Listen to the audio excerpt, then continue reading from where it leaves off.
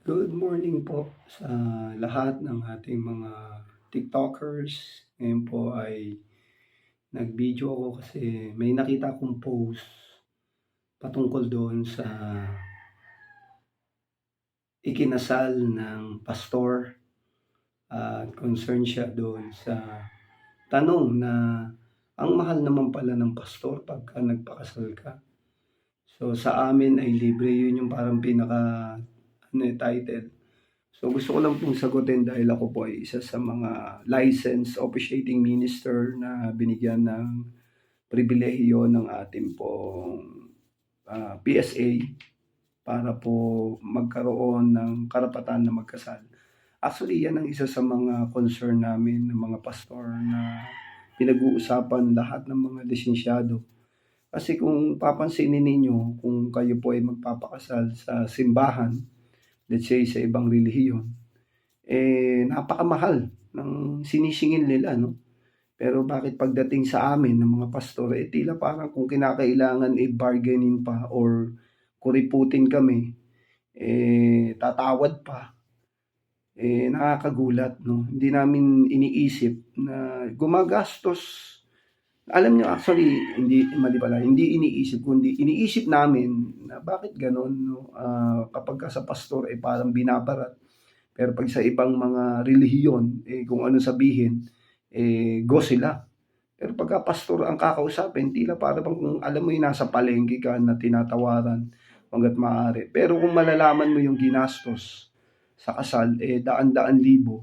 Tapos kami mga pastor, halos, para bang kung kinakailangang ilibre na lang, gusto ilibre. Pero hindi naman yata tama yun, hindi makatuwiran yun. Kasi totoo yun, gaya nga ng sinabi ng babae na nag-post na dapat lang talaga na bayaran or love gift or kung ano man yung pwede niyang ipresyo dahil siguro doon sa punto na alam niyo ba kapagka ang mga pastor ay nagkakasal, hindi po gano'n kadali na mag-asikaso dahil meron pa pong mga dokumento, may mga panotaryo na kailangan naming gawin para ang inyong marriage certificate ay maipasok at talagang legit.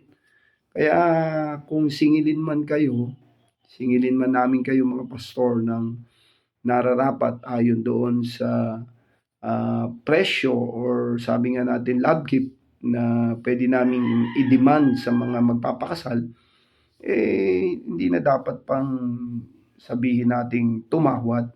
Kasi kung tutusin, kung kukumputin ninyo yung mga gagastusin ninyo sa venue, sa susuotin, 'di ba? Sa mga pang-giveaways, 'di ba? Yung wedding coordinator, MC, equipment, ang laki-laki ng ginagastos niyo diyan. Tapos pagdating sa aming mga pastor, para bang kung pupuwede ititiway, no? Hindi naman gano'n. So sana ay maging patas po tayo kasi wala naman pong pinagkaiba ang lisensyado na nagkakasal sa ibang relihiyon at lisensyadong nagkakasal ng mga pastor. Yan lang po yung gusto ko pong iparating sa ating pong mga concern na ang mga pastor po ay kailangan lamang pong tumanggap ng karapat-dapat na reasonable na bayad doon sa gustong magpakasal sa mga pastor. Sana naman, wag niyo po kaming, ginagawang parang tawaran,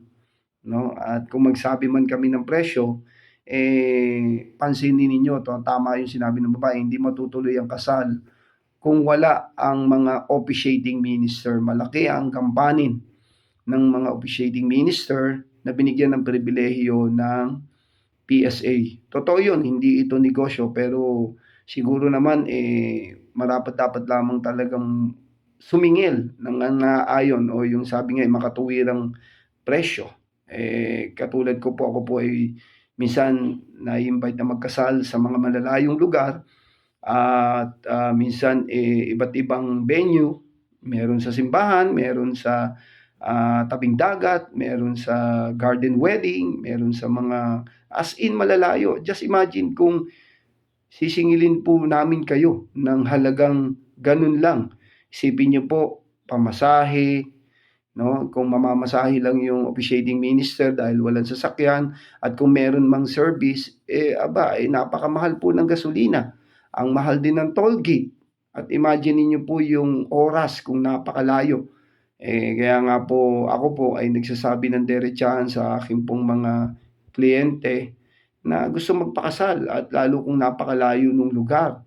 Kapagka po, outside Metro Manila, ako po ay taga Bulacan, naniningil po ako ng nararapat, yung very reasonable naman, na kung tutuusin, kahit kompyutin 'no, yung gastos, kulang pa siguro yung effort ng gagawin 'no, ng mga pastor. Just imagine.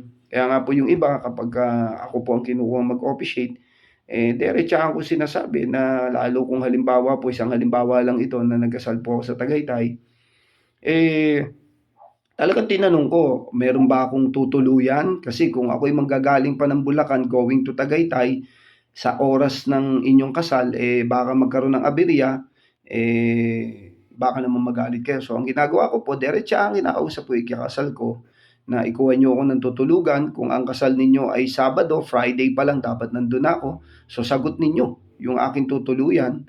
Siyempre, no? Tapos siyempre, kasama na doon yung ibibigay nilang love gift. So, ganun po yung depende na po yun sa arrangement na gagawin ng mga nagpapakasal at depende rin po sa sitwasyon ng ikakasal. No, sabi nga natin, kami po mga pastor, talagang totoo yun.